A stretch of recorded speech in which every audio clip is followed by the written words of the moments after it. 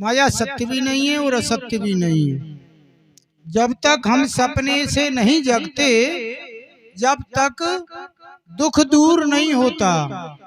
सपने में यदि कोई सिर काट दे तो सपने में चिल्ली आती हैं, रोते हैं और इतना कष्ट होता है। सपने में बहुत कुछ कष्ट होता है, लेकिन जब जगेंगे, जब सपना दूर होगा, जो सपने सिर काटे कोई, बिन जागे दुख दूर ना होई। जब तक नहीं जगेंगे, जब तक दुख नहीं मिटेगा।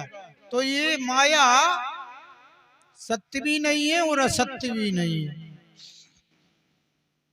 जब तक ये सत्य होता है, जगाने के बाद स्वप्न असत्य हो जाता है। इस प्रकार जब तक हम माया से लिपटे हैं, आवृत हैं, तब तक माया सत्य होगी और माया के छिन्न भिन्न होते ही वो असत्य सिद्ध हो जाएगी। अपन विचार करती हैं, सुनती हैं, अरे भैया इन्हें हमारे सामने ही तो देखो, इतने बड़े हो गए कि ठिकाना नहीं है, हमारे सामने मिट गए। तो ये माया सत्य भी है और असत्य भी।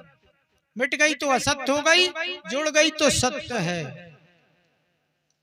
माया जुड़ने से सत्य हो जाती है और मिट जाने से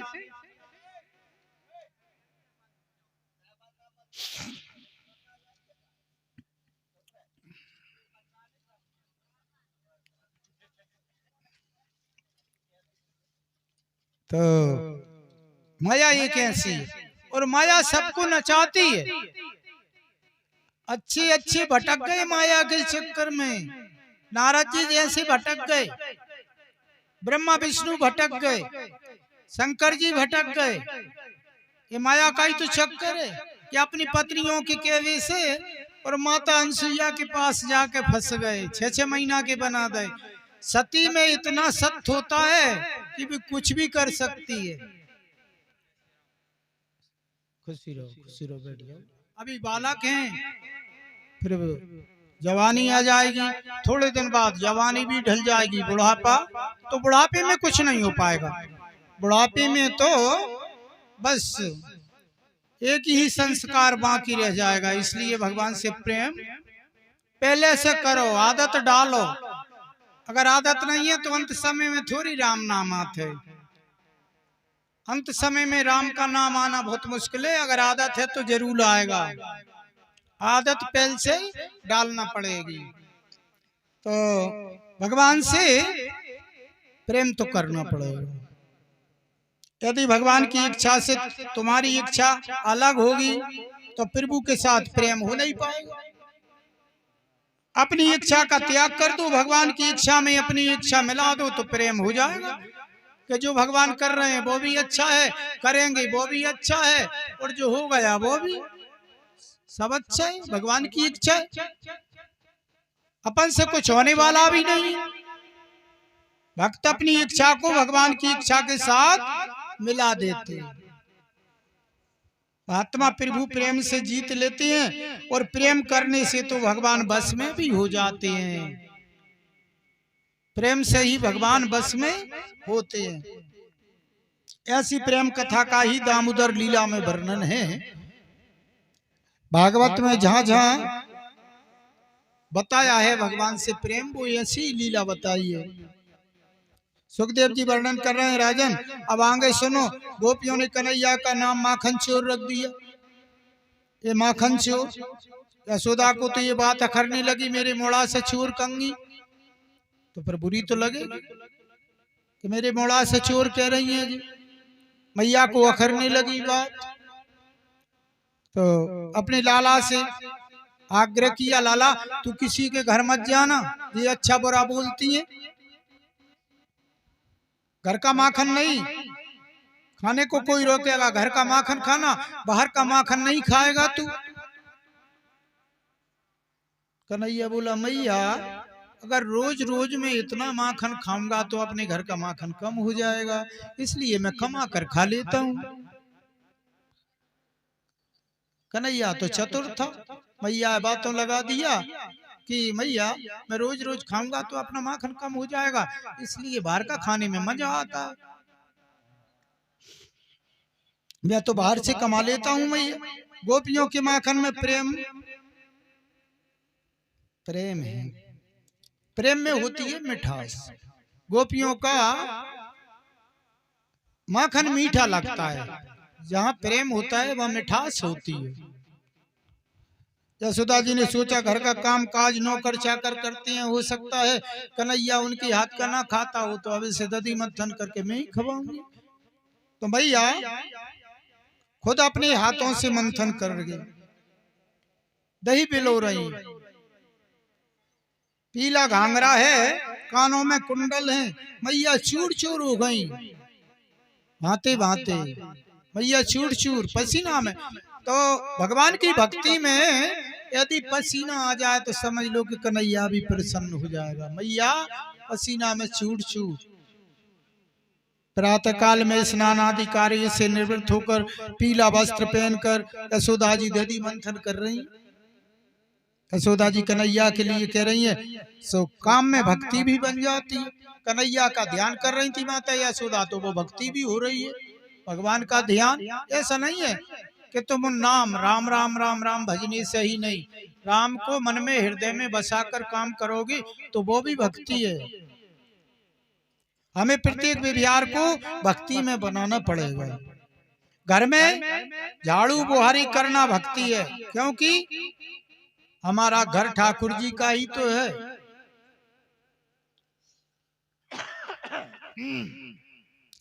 ठाकुर जी का ही तो है घर। तो कई बार पूछते हैं, हमारा कुटुंब बहुत बड़ा है, सारा समय रसोई घर में बीत जाता है। कछुबाइयाँ कहते हैं इतने हैं हमारे घर में 10 किलो की तो रोटी होते हैं पूरे दिन, चूल्हे तने बेड़े रहे। अब रोटी करवे कौन है? लेकिन भजन की जरूरत नहीं है। जो सबको बनाकर खवाता है वो सारे जग का अन्नदाता बन जाता है। परिवार की सेवा बनाकर खिलाने वाले का बहुत धर्म होता है, जितना कमा कर रखने वाले का धर्म नहीं होता, जितना बनाकर खवाने वाले का धर्म होता है। इस बात को समझ लो। माता यशोदा पुष्टि पुरुषोत्तम है, उनके दर्शन पाओगे तो कृष्ण को पा जाओगे। यशोदा का दर्शन मुक्ति की आराधना। यशोदा जी शुद्ध भक्ति का स्वरूप है, और भक्ति ही भगवान को बांध सकती है। मैया ने सोची अब लाला नहीं मानेगा तो मैं इसको बांध कर रखूंगी, बांधूंगी। भगवान को संसार की डोरी थोड़ी साधारण डोरियों से भगवान बंध जाएंगे, नहीं बंधेंगे। केवल भक्तों का प्रेम और भक्ति की डोर से ही भगवान बनते हैं, किसी की साधारण डोर से नहीं। माता यशोदा दधी मंथन कर रही थी तो लाला को भूख लगी। मैया को बोला, मैया को चिल्ले आने लगी, मैया मैया मैया मुझे भूख लग रही है। मैया कहा को सुनती बे, तुम दधी मंथन कर रही थी। लाला गुस्सा आओ सुदही की मथनिया जान के फोड़ दई मटका। मैया ने सोची कि ये तो ज्यादा बिगड़ गो, देखो जाने मटकी घर की फोड़ दे। तो भगवान मटकी फोड़ने का आश्रय ही है कि जिस पर विशेष कृपा कर दें तो इस शरीर को बदल देते हैं, जो पाप करने से रोक देते हैं। तो समझ लो कि इस मटकी को फोड़ दिया। मैया की जितनी आत्मा संसार की वस्तुओं में बसी थी उसको दूर कर दिया। अब मैया ने बांधने की सोची तो कन्हैया नहीं बंधी। जितनी घर में रस्सी थी लाला करके मैया ने जोड़ा, लेकिन 2 अंगुल कम पड़ती गई रस्सी। जितनी रस्सी मैया लाए जोड़ दें तो 2 अंगुल कम। तो 2 अंगुल का मतलब ये है कि ईश्वर और जीव में 2 अंगुल का अंतर मिटता नहीं है और भगवान कभी मिलते नहीं है। अगर 2 अंगुल का अंतर मिट जाएगा तो भगवान आपको मिल जाएंगे, हमको मिल जाएंगे, सबको मिल जाएंगे। लेकिन ये माया का पर्दा भगवान से जुड़ने नहीं देता। तो मैया ने बहुत बांधने की इच्छा की, लेकिन कन्हैया नहीं बन। आओ कन्हैया ने सोची कि जब तक मैया की ये 2 अंगुल की वासना है ये नष्ट हो जाए तो मैं मैया के बंधन में बंध जाऊंगा। जब मैया का हेम दूर हो गया तो कन्हैया बंध गए। कन्हैया बंध गए। अब तो सभी ग्वाल वाल चिंता करने लगे और घर जाकर शिकायत करी, आज तो यशोदा मैया ने लाला को बांध दिया। सभी गोपियां दौड़ी दौड़ी आई। हमने कितनी देवतन की मन्नत मनाई, जब तो लाला के दर्शन भाई तुम जाए बांधन लगी, तुम इसे बांधन लगी। अब शिकायत कर भी आ गई। माखन खाता है तो हमारा खाता है, नुकसान करता है हमारा करता है, तुमने इसे बांधा क्यों? हमने बड़े देवता मना के तो लालाई की दर्शन करी है, तुमने इसको बांध दिया। मैया बोली मेरो मोड़ा मैं जी चाह सो करूंगी, तुम तुम्हारे घरे जाओ, चली जाओ। आज यशोदा दधी मंथन में ऐसी मग्न थी, मटकी फोड़ने से लाला के लिए बांध दिया।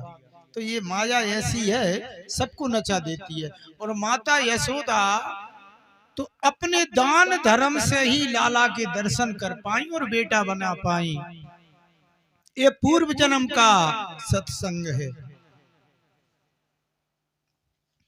अब लाला ने परीक्षा लेने की सोची कि मैया की परीक्षा ले, अभी वासना मैया की दूर भई है कि नहीं।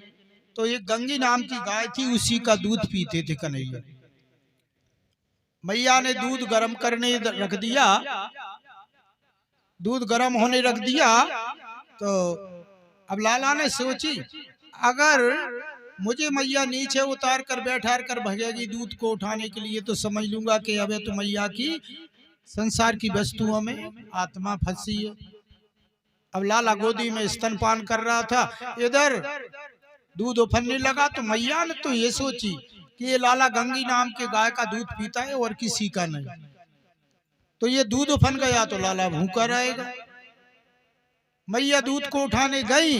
कन्हैया ने सोची हाँ अभी तो मैया की आत्मा में ये माया का पर्दा और भी है, माया में फंसी है मैया। तो ये तुम स्वयं यदि कृष्ण के उदर में हृदय में बस जाओ और उनको तुम अपने हृदय में बसाओगे तभी तुम्हें शांति मिलेगी। योगी जन परमात्मा के स्वरूप हैं और भक्त श्री कृष्ण को अपने स्वरूप में उतार लेते हैं।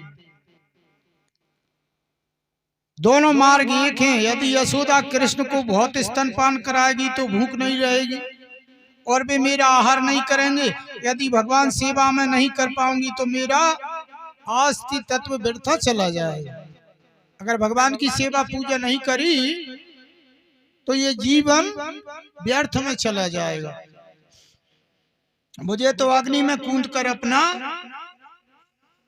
शरीर त्याग देना चाहिए। गंगी नाम के जो दूध था गाय का, दूध ने सोची कि कन्हैया यदि अधिक माता का दूध पी लेगा तो फिर मुझे नहीं पिएगा, तो मेरे ये भाग्य की विडंबना है। अब कन्हैया मुझे थोड़ी पिएगा। तो दूध अग्नि में कूद कर अपने शरीर का त्याग करने लगा। दूध अग्नि में समाप्त हो गया। अपने लिए जीना कोई जीना नहीं है। ऐसे तो कौआ भी अच्छे हैं जो अपने कुटुंब के लिए बुला लेते हैं। अगर कौए को पता लग जाए उनके भोजन का तो सबको आवाज लगा देते हैं, पूरे परिवार को बुला लेते हैं, लेकिन मनुष्य नहीं है ऐसा। इससे तो कौआ अच्छे जो अपने परिवार को बुलाकर भोजन करते हैं। परोपकार के लिए जीना ही तो जीना है। स्वयं सुख भोग करने की है तो समय का नाश सर्वस्व का नाश कर देता है। अगर समय नष्ट हो जाए तो सर्वस्व का नाश हो जाता है। समय को याद में रखो। समय को याद में रखा जिसने उसको कभी हार नहीं मिली। समय समय पर होते हैं समय समय की बात, और समय बड़ा बलवान है, पुरुष नहीं बलवान। पुरुष में शक्ति नहीं है, समय कुछ भी करवा देता है। भीलन ने गोपिकाओं को लूट लिया अर्जुन के सामने। अर्जुन सारे संसार को जीतने वाला, लेकिन उसकी ताकत कहाँ चली गई? ये समय का प्रभाव है। समय सब कुछ करवा देता है। समय ऐसा है, राजतिलक भगवान को होने जा रहा था लेकिन वनवास करवा दिया। ये समय का ही खेल है, समय कुछ भी करवा देता है। तो जो समय को ध्यान में रखेगा उसका कोई कुछ नहीं कर पाएगा, और समय का जो दुरुपयोग करेगा उसका नाश हो जाएगा। समय का नाश सर्वस्व का नाश है। तो दूध अग्नि में समाप्त हो गया। अब दूध चाहता था कि मानता हूं कि यशोदा थोड़ा सा अपना दूध पिलाएगी तो भूख बाकी रहेगी, तो मुझे लाला पिएगा। तो यदि लाला का पेट माँ के दूध से भर गया तो मुझे नहीं पिएगा, तो मैं क्या करूंगा यहाँ रखा रखा। अब एक महात्मा कहती हैं, दूध यशोदा जी के घर का था, उसे कृष्ण कीर्तन कृष्ण कथा श्रवण सत्संग का लाभ मिला था। 1 करोड़ जप माला का आश्रय था। 1 करोड़ माला जपने वाले का भगवान दूध पी लेते हैं। प्रतिदिन इतना कौन जप पाएगा? इतनी बड़ी जिंदगी भी नहीं है। 1 करोड़ माला प्रतिदिन कौन फेरेगा? लेकिन जो भगवान के आश्रय हैं वो तो 1 करोड़ से ज्यादा भी फेर देते हैं। ऐसी लीला तो सभी के घर में रोज रोज होती है। विषय सुख का झलकना ही तो दूध का झलकना है। दूध का उफान विषय सुखों की याद आना है। जो अपने विषय याद आए, सुख याद आए भगवान की पूजा भजन में, तो समझ लो कि दूध का उफान बन गया। एक महात्मा ने कुछ इस प्रकार कहा कि यशोदा जी को वैसे तो कन्हैया अधिक प्यारा था, किंतु चूल्हे पर जो दूध था वो गंगी राम की गाय का था, इसलिए मैया उठाने गई। क्या लाला भूखा रहेगा इसलिए गई थी। लेकिन भगवान ने सोचा कि अभी माया में फंसी है मैया। एक महात्मा कुछ और बताती है कि दूध ने परमात्मा को यशोदा की गोद में देखा तो इधर उनने अपना शरीर त्याग कर दिया। अपना अपना मत अलग अलग है। एक चौपाई का 14 अर्थ होता है। जिसकी जिधर चली जाए माया। मैं सामर्थ हूँ, मेरा स्वामी तो सर्वार्थ है, सर्वशक्तिमान है। यह समार कर चिंतन होकर भगवान का स्मरण मनन करने से और भगवान की प्राप्ति हो जाती है। मनन करना पड़ेगा। हरि ने भजता हजी कोई नहीं लाज, जता नहीं वाणी रे। वाणी ऐसी बोलो कि सबको मोहित कर ले। जब तक संसारिक नहीं जाते तब तक भागवत भक्ति हो नहीं पाती। संसार के विषय भोगों से कभी प्राप्ति नहीं मिलेगी और लोग भगवान की प्राप्ति कर नहीं पाएंगे। तो ईश्वर को तो ताक में यानी आराम में रख दिया और अपन कार्य में लग गए। आज तो हमने सपरो ही नहीं है, गणेश जी ने भोग ही नहीं लगा। अब बताओ सपरो नहीं है तो गणेश जी भी भूखे बैठे। आज हमने सपरो ना है तो हमने गणेश जी नहीं पूजे के तो कि नहीं। तो किए हुए उपकारों को भगवान कभी नहीं भूलते। अपन सोचते कोई देख नहीं रहा, जो अपन कर रहे हैं उसको